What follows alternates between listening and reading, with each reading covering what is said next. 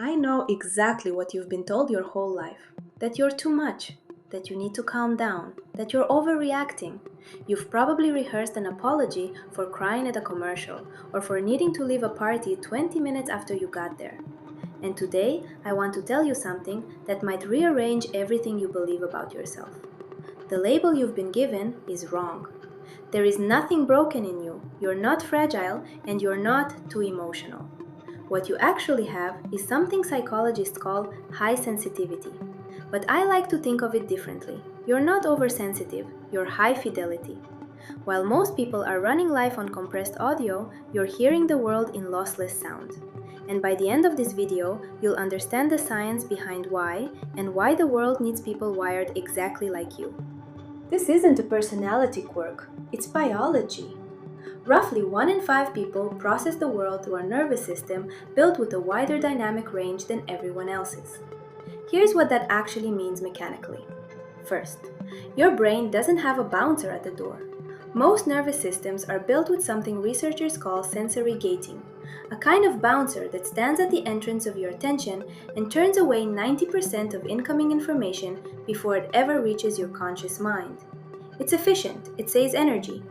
Most people don't consciously register the flicker of a fluorescent light, the tension in a stranger's jaw, or the fact that the music in the room just shifted key. Your bouncer took the night off. Everything gets let in.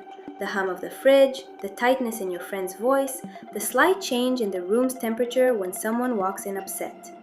That's why a grocery store can leave you exhausted in a way it doesn't touch anyone else.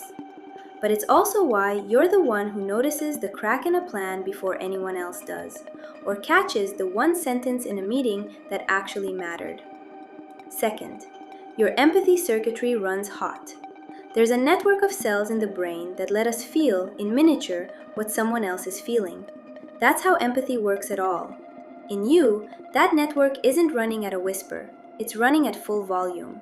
When a friend is anxious, you don't just intellectually clock it. Your own chest tightens, your own breathing changes. You're not imagining that. Your nervous system is quietly rehearsing their state inside your own body, in real time. Third, and this is the one people misjudge the most, you run a slower, deeper search before you respond. In conversations, you might feel like the last one to answer. You might replay what you said 3 hours later, turning it over for hidden meanings. People have called this overthinking. It isn't.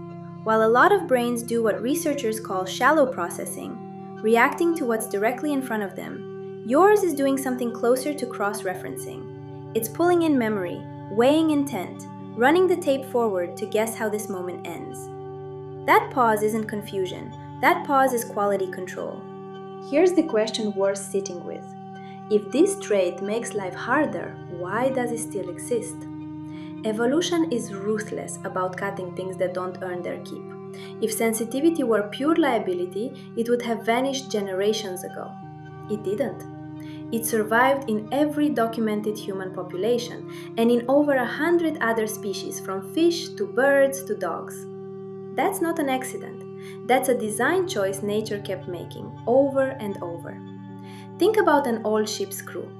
Most of the crew needs to be strong-backed and unshaken, the ones who haul rope in a storm without flinching, who charge below deck when there's a fire.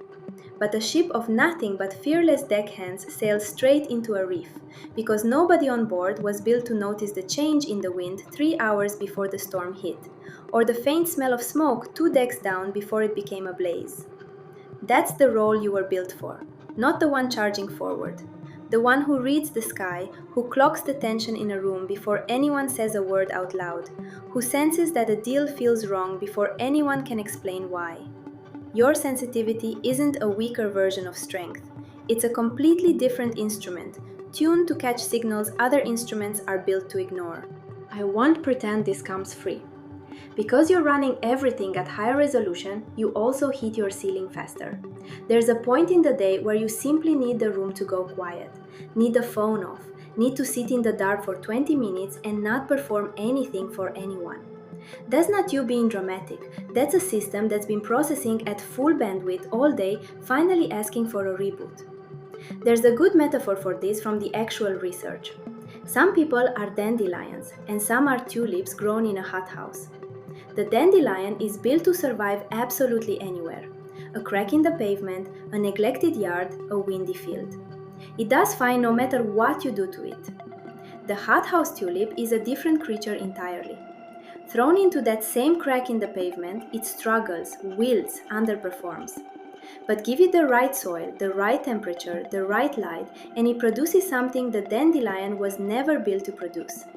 Not just survival, something closer to a masterpiece.